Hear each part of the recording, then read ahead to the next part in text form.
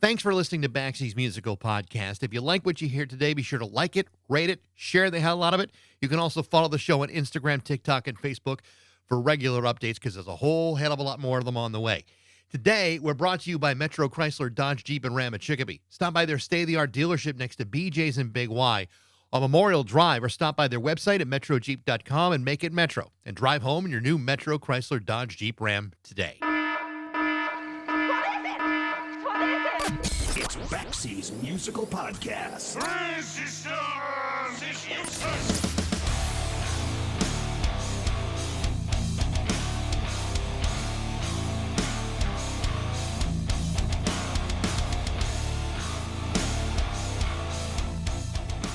For more than 50 years, guitar player Chris Spedding has been one of the most original and in-demand session players anywhere in the world. To go through the entire list of what this man has accomplished throughout his incredible career would take all day, maybe even a couple of days, maybe several days. Either way, it's a resume that goes all the way back to 1969 and continues to this very day. Sessions and live appearances with the likes of Paul McCartney, Jack Bruce, John Cale, Bryan Ferry and Roxy Music, Joan Armatrading, Harry Nilsson, Jerry Harrison, Brian Eno, Cass Elliot, Roger Daltrey, Dusty Springfield, Donovan, Elton John, the late John Lodge, and of course, the late Robert Gordon as well. And that's just the first page of the staggering laundry list of credits which belong to Chris Spedding. And by the way, I haven't even mentioned his very long list of highly respected solo albums, 14 of them in all. Albums that go all the way back to 1971. On top of that, Chris Spedding is also known as the guy who produced the very first demos for the Sex Pistols, at a time when nobody with his largely untarnished reputation was willing to take the sort of risk by even associating themselves with the Sex Pistols. Interestingly enough, his own guitar playing inspired many of those that would form punk bands during the 1970s, predating many of those bands by several years. But if the 4-song demos of the Sex Pistols were the only thing you knew about Chris Spedding, then you would be missing out one of the most richly diverse guitar players in history. Jazz, rock, punk, psychedelia, new wave, folk, rockabilly, country. There's simply nothing that Chris Spedding cannot play, and that reputation has led to one of the most mind-blowing careers of all time. To talk about only a very small fraction of his career is my guest today, guitar legend Chris Spedding, on Baxie's Musical Podcast.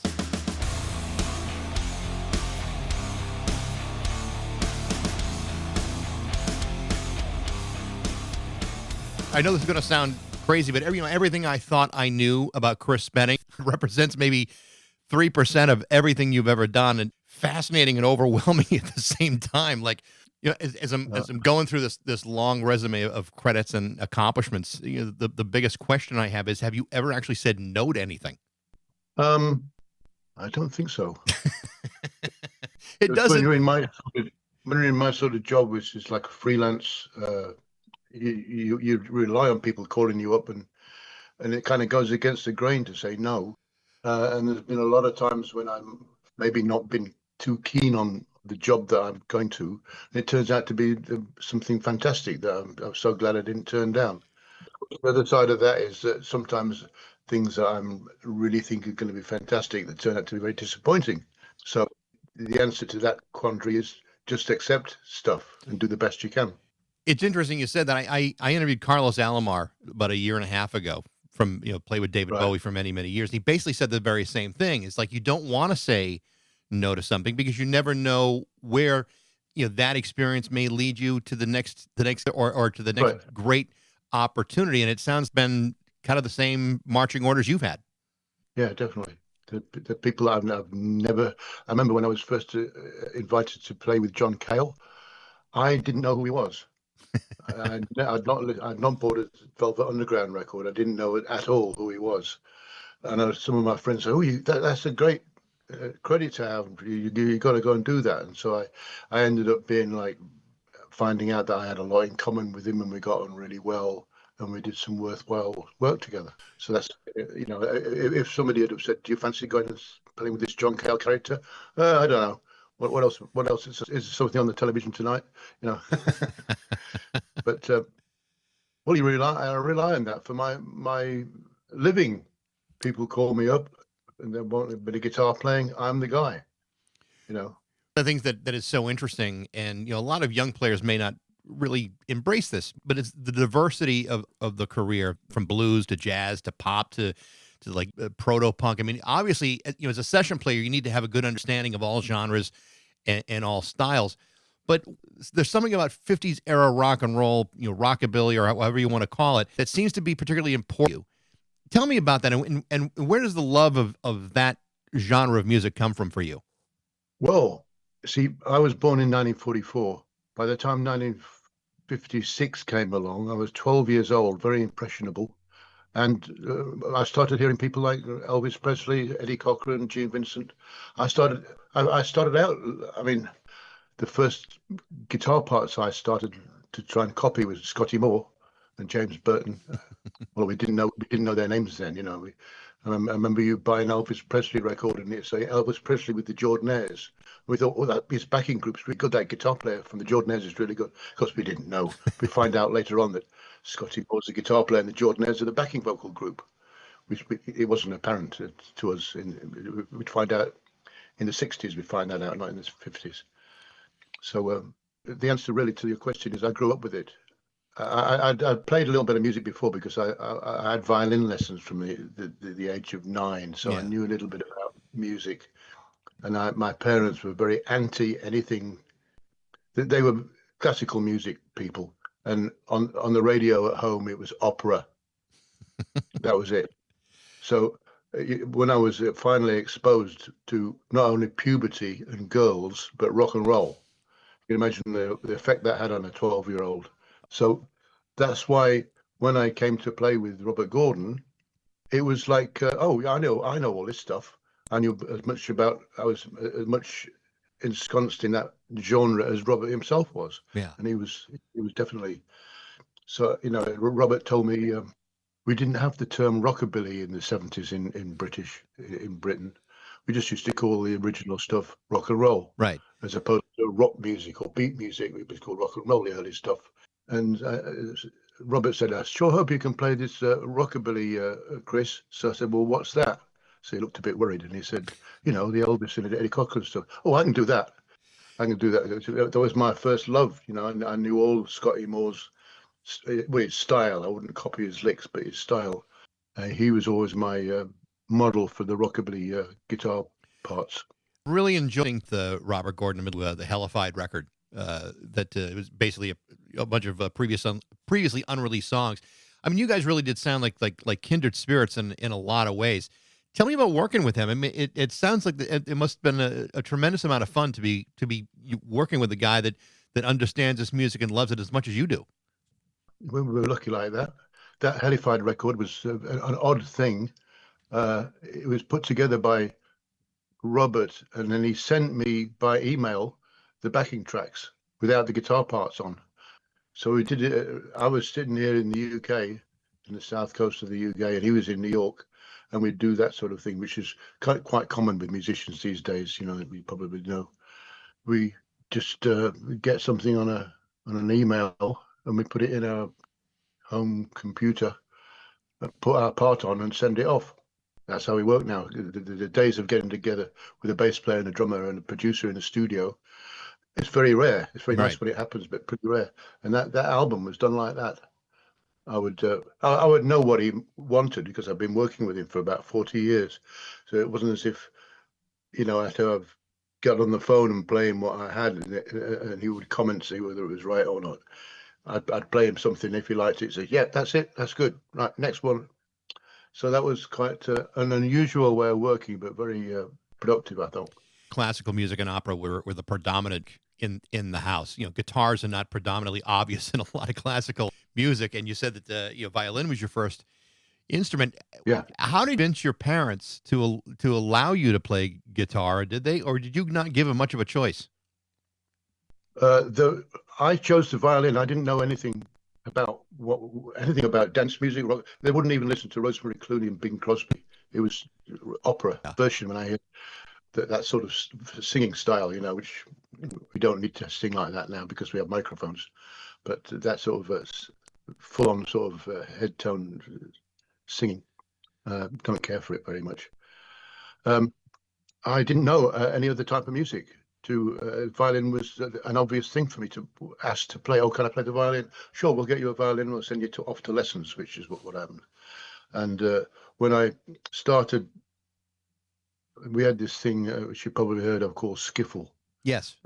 Everybody like from the Beatles on, like, because I'm a similar sort of generation to the Beatles, so I was affected by that as well. They were kind of horrified, and thought, oh, it's a faces going through, he'll soon come out of this. But of course I didn't. And to their credit, they sort of thought, well, we might as well encourage him then if they've finally got me an archtop guitar, and finally got me an amplifier, which is their lives are quite kind of a funny story I like to tell. He had the guitar which had a pickup on it. It was an old Hofner, and I said, I need an amplifier. Of course, my mother said, well, Segovia doesn't need an amplifier. So that was what I had to put up with. I know he doesn't need an amplifier to play the electric guitar. So many, lots of soul searching there, and arguments from the concerned parents to the adolescent kid, who was, in the end, I got sent to somebody who was a teacher, who was a bit of a jazz guitar player, who turned me on to the Charlie Christian and Barney Kessels of this world, and Tal Farlow. That's how that all happened. By the time you were out of high school, you start playing professionally. You start getting some work. But this is at a period of time where there are so many great guitar players coming out of the UK at the time. Do you find it difficult to gate through all that competition? I ended up with a few jazz friends, but playing jazz, and I never sort of thought I'd be able to make a living at that. That was what I liked to listen to, so that's what I thought I'd play. I used to be a big fan of Miles Davis and John Coltrane and Sonny Rollins. Sonny Rollins I managed to see a few times at Ronnie Scott's club in London. And then there was a point during the 60s when I got turned back on to rock and roll with the Beatles. I thought the Beatles were pretty good bunch of musicians for the type of music that they played. It's pop music, which my parents would have sort of thought was not really worth listening to. But I thought, well, these guys are good. Let's get into this. I can get into this. There's something meaty to get into. Another little story here. When I was 12 years old, if I bring home a Little Richard record and play it, much to my dad's annoyance when he was having his tea, hoping for a bit of peace and quiet, he'd say, listen, son, you won't hear about those guys in 6 months' time. They're a flash in the pan. He was to say that about Little Richard and Elvis Presley. Right. Because I didn't know that he was wrong as could be. I just said, well, I'm sorry, but I like this. I don't like your Mozart and your Beethoven. Even though they might have lasted for 300 years, I happen to like these guys because I heard Little Richard's record last week, and I think it's fantastic. So that was the sort of stand-up that we had. I think 50 or 60, almost 70 years, Little Richard music has kind of proven your dad might have been way, way off on that one. He was off, but I didn't know. I didn't know he was off. He didn't either. Right. He thought he was right, and he. Your first big session is with Jack Bruce, his first solo album after the breakup of Cream. George Harrison is part of that session. Felix Pappalardi is involved. Andy Johns is the engineer, and then there's you. Yeah. This is a guy playing with Eric Clapton. For God's sakes, first of all, how did that happen to get that gig, and what do you think he saw in you at the time that made him say, that's the young kid I want to play with? Well, yes, it's an interesting question. I was the guitar player in Pete Brown's Battered Ornaments. Now, Pete Brown was Jack's lyricist. He wrote the lyrics for all those songs, Sunshine of Your Love and not Strange Brew, but Strange Brew as well, I think. He was a lyricist, so he had this band. So of course I think Jack came to one of the Battered Ornaments sessions, and I pretty much later on in the last few years I came to the theory that at the time in the late 60s in London, any guitar player that played the electric guitar wanted to sound like Eric Clapton. Now, if you put yourself in the shoes of Jack Bruce, he doesn't want to get another guitar player sounding like Eric Clapton because he's had the guy himself in his band. Sure. You probably wanted somebody who had a bit of a different approach, but sounded different. And that was me. I did not sound like Eric Clapton in 1969. So I have this theory that maybe that's why he thought this guy will do. At least he's not going to sound like Eric or want to sound like Eric. Um, and well, I guess it worked out because the album was a success, and he asked me to do the follow-up one, Harmony Row, so I must have done good. Yeah. So we had a couple of good years there, touring and making records. But the good thing about that session is that wind up like we talked about before, the work just keeps on coming, and there were also some things that you played on that were never credited for. Is that right? Well, in those days, you didn't have everybody on the session credited. I think I got the little sort of on the back of the album cover, my name would be credited usually, unless you're thinking of something that I'm not thinking of. I heard this story, and I don't know if it's true. Maybe you can clarify it or confirm it. That you also played with you played sessions with the Bay City Rollers, and I don't know if that was your own decision not to get credited on it, or was it their decision to not credit you? I would answer the phone and go to the session, and there wouldn't be a single member of the band there. It would just be the producer of the band. I was told by Clem Catini, who was the drummer, who had been on more hits in the UK than any other drummer, that he saw me on one of the sessions. I don't remember it, but Clem Catini said he saw me there, but he could be mistaken. So I don't know which one I'm on. So that's why I'm not positive. I don't promote that. I don't think they're in my CV. It was only recently that Alan Parker, a great session guitar player, had been credited as playing the guitar part on Rebel Rebel for David Bowie. I think most people thought it was Mick Ronson, but you never know. The way that multi-track, especially since we've had multi-track 24-track recording, you can have a session with maybe you don't like what the bass player played, so you make a few phone calls to get another guy and replace it. And I'm sure that's happened on sessions that I've played on. I didn't play exactly what was needed, the right style, and a quiet phone call was made, and he's quietly replaced. And I remember playing with this particular artist when the record comes out. I say to people, "Oh, yeah, that's me on the guitar." So I can't remember. It was weeks ago that I did it, and I'd been quietly replaced and not told. Why should I be told? Because it's not like part of my job to know everything that I did. So that's the nature of the business. A lot of people claim they were on, since we've had this thing called PPL, where musicians claim that they were on a certain record, and based on the airplay that the record gets, you get a little residual. So I remember hearing, I don't know whether it's a pitiful story or not, that there are about 40 trumpet players on It's Not Unusual by Tom Jones. Why not? Why not try it on? Amidst all of this, you begin recording your own music starting in 1970 with Songs Without Words, which ironically is quite lyric free on that record. But it's a heavily jazz influenced record, and very different from what you would wind up playing just a few years later, like The Only Lick I Know in '72. You talked about your love of jazz and how important it was to you. Interesting to hear you play jazz, knowing you're known primarily for rock and roll music, but it's a beautiful record. Oh, thank you. I didn't like it. I only agreed to do it. I think it was a result of me being in the Melody Maker jazz poll as the second best guitar player, second best to John McLaughlin at that time. And the record producer was interested in maybe capitalizing on this interest in my jazz playing. I was in a jazz fusion group at the time called Nucleus. And I said, all right, well, I'll do it if you allow me to sort of can the whole thing if I don't like the result. And they agreed. And so I told them, didn't like it. It wasn't really the direction I want to go in. I don't want to confuse people too much either. But this bit of information got lost on EMI, who are the people who owned it. And EMI have a Japanese division. And I guess, the word lost in translation comes up. They didn't get it, so they put it out.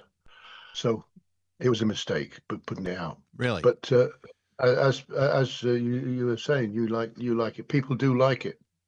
Yeah, I thought it was So really good. It's kind of surprising to hear you say that it was not something that you were particularly satisfied with. But either way, I mean, no, I didn't. you certainly made up for lost time because you got like 13 more solo albums before before all is said and done. Yeah, didn't make another Jet album though. The next several years after that, you become particularly busy. I mean, you joined the Sharks with Andy Fraser from Free, and that leads to other things too. Particularly this long relationship that you've had with Bryan Ferry, and that has been a pretty productive relationship for you over the years. Tell me a little bit about that and working with Bryan. Right. Well, we were lucky enough to get. Well, we were on the same record label as Roxy Music, Island Records, the Sharks. So we got asked to support Roxy Music on their second UK tour. So I got to meet them all. Andy McKay, Phil Manzanera, Brian, Paul Thompson, all those people. We got to meet them during that tour, and I ended up along with some of the other musicians from Sharks playing on Brian Eno's first album, Here Come the Warm Jets, and a little later on in 1974, I got asked to play with Bryan Ferry. I did the album that produced Let's Stick Together, and I did a tour with him in 1977. In Your Mind was the album. So I got on pretty well with Bryan. That was a good productive period. Not so much when I went to the United States, only when I came back. Being asked back so often to UK from Los Angeles kind of influenced me to relocate in the UK again in the early 2000s, and where I started touring with him again. So that was a very productive period, and I got on really well with him, and we must have had something in common. Got a huge address book full of guitar players, from Nile Rodgers to Robin Trower, God knows who, and I'm lucky enough to get chosen to play with him quite often during that period. It's a remarkably productive relationship you've had with him over the and being with and even playing on Here Come the Warm Jets with Brian. That is no slouch either. That's another tremendous record.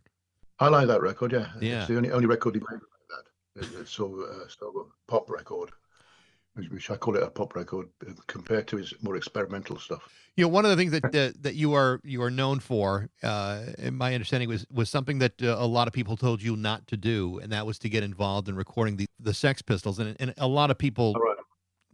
A lot of people believe that maybe working in that would damage your reputation. Do you feel any risk working with them at the time? No, I thought these guys are the guys we need. And the music papers at that time were like, on the cover would be ELP or Led Zeppelin or Pink Floyd. These are guys from the 60s. When we were in the middle of the 70s in 1975, we needed something. And I saw it immediately, and I was surprised that all the other pundits and the other professionals didn't see it either. So I saw an opportunity to say, well, listen, I can help you guys, because the one thing I do know about is how to go in the studio and make a demo. And the current wisdom at the time was if you had a demo with 3 good songs on it, you didn't need to get the record companies out to see you, because the word going around was, don't bother with the Sex Pistols, they're terrible. So I thought, well, that was an excuse for me to say, well, where did you hear them? Each to his own opinion. Oh, I've not heard them, but they're terrible. So I thought, well, that's surprising coming from a music paper pundit. Yeah. So, it's funny how, even their reputation here in the States was like, oh my God, this is like the most dangerous thing we've ever seen. But, when you sit back and listen to that record, it's like, these are all mid-tempo songs. It's just a great basic rock and roll record. And it's like, there's almost nothing dangerous about it at all when you really listen in a different context. It's just a great record. It was just that attitude which put people off. Everything else about what they did was traditional rock and roll. Yeah. They had a Ludwig drum kit, Fender amplifiers, Fender bass, Gibson guitars. How more traditional could you be about a rock and roll band? Yeah. It's just, unlive and snarling vocals, sort of really frightened people. So my understanding is that your introduction to them came from a longtime friend, Chrissie Hynde. This is, predating the Pretenders by quite a good period of time. Yeah. She seems to have been somewhat of a central in those early days of punk in London. And if you watch the Danny Boyle film Pistol, it's almost like she's the most important character in the entire thing. What is the truth about that, and how does she fit into the larger picture there? I first met her in 1974 when I was in Paris with John Cale, touring with John Cale. She was living in Paris at the time. And she invited me to the 100 Club to see the Pistols in 1976.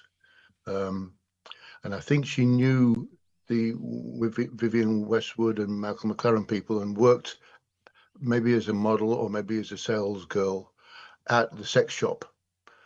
I didn't really know anything about her musical talent. And when I first met her, she was just some girl on the scene. So I was all for it. She called me up and said, "You've got to come to the 100 Club tonight. These guys are on." And I went down, and there they were, the Sex Pistols, with about 15 people in the audience, half of whom left during the performance. And so I got introduced to them by her. So all credit to Chrissy for that. And this was about a good 4 or 5 years before the Pretenders performed. So in meeting them, I'm sure you also had to deal with Malcolm McLaren, and I know that all the members of that band, from to Steve to Paul and Glenn, and even John, all talk about Malcolm. And what was your of Malcolm McLaren back then? Well, I didn't trust him really. I thought he was a bit of a chancer.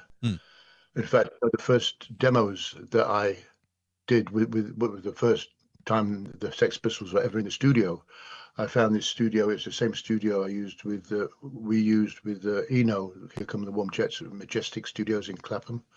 It's a cheap enough studio. I think it was 8-track. And I said to Malcolm, because I didn't really trust him to not leave me with the studio bill. I said, "You got to bring cash along and pay the studio bill. I don't want to get." I thought I was being really smart. I thought I'm the professional here. I know this business, and I'm not going to get ripped off. And of course, ironically, if I'd have paid the studio bill, I would have owned those masters. What happened was that Michael McLaren owned the masters. So egg on face there. So that's the story about that. So in 1977, you kind of resume your solo career. Again, the music is heavily influenced by 50s rock and roll, also widely embraced by a lot of the punk kids at the time. Well, I was consciously adopting the sort of 50s grease the biker look, which was before it was like a punk thing. The punk thing was to happen a couple of years later. The motorbiking was in 1975. Right. So I was like, that's why people gravitate towards you and like you. But I think maybe I used to go to the McLaren and Westwood shop to get the 50s retro gear, because you could only get the retro 50 gear in London at that time in the vintage stores. You couldn't get it brand new off the peg. Sure. But they made brand new stuff like that, 50s stuff off the peg. So I think that's how I knew them, and that's how they knew me. I was probably one of the few professional people from the music business that actually used to come in the shop. So I was probably the only guy to go to, and then wanted a music professional to get involved with them. But it all winds up still very influential. Even to this day, people who go back and listen to those records, and they listen, your guitar playing, and I think people are still very much inspired by what you do and the breadth of it all. Because I mean, the diversity of play, I think, is important. It's an important, for any young guitar who wants to push themselves into session work or whatever it may be, to be able to play multiple styles, I think, is a really valuable thing to learn. Well, I just play what I play. I'm not sure that young kids growing up around 1975 would have thought that sort of versatility was a good thing, like, because I played on bubblegum records like the Wombles, and I think they thought that I maybe should have been a bit more serious and picky about the sort of work that I did. Maybe in retrospect, they like it. But I mean, at the time, the Sex Pistols were famous for sort of calling everybody that went before them boring old farts, and had never listened to any of the old stuff. And then it turns out that the reason that they one of the reasons they liked me was that I could introduce them to Chris Thomas, the guy that produced the early Roxy Music stuff. Sure. It turns out that they're huge Roxy Music fans, although they would slag them off in public. Secretly, Roxy Music fans and David Bowie fans and Mark Bolan fans and all. Yeah, again, these things all lead up to new opportunities. You played with Joan Armatrading, Daltrey, Tom Waits. One of the ones I want to ask you about was you also played with the late John Lodge of the Moody Blues, who just passed away last week. Yes. You played on both of his early albums. What can you tell me about working with John Lodge? I don't remember much about the first one, but I remember the second one was one of those projects where I'd be sitting at home in my little home studio with my Pro Tools and he'd send me mixes and I'd add my guitar and send them back, and that went well. He seemed to like what I did, and so that was very productive and very satisfactory to work with him like that, and we got on really well. Although I mainly dealt with him over the phone. I think there was a launch party which I went to, so I was able to very quickly shake his hands and say, oh, "Nice work, thanks, great working with you. Maybe on the next one, you know." But he's another of the guys that I got on really well with. You mentioned the Beatles before about how they turned out pretty good. You also did a couple of sessions with Paul McCartney back in the early '80s. Tell me a little bit about working with him. Well, that was great. I was living in New York at the time, and he used to fly me over to London to do these rehearsals for the movie. And my abiding memory of that period was one day in Air Studios in Oxford Circus. It was me and George Martin producing, Jeff Emmerich was engineering, Ringo Starr was on the drums, and Paul was on the bass. And so I was the only non-Beatle related person there. I was sort of quietly fantasizing that I can be George Harrison for the day. Sure.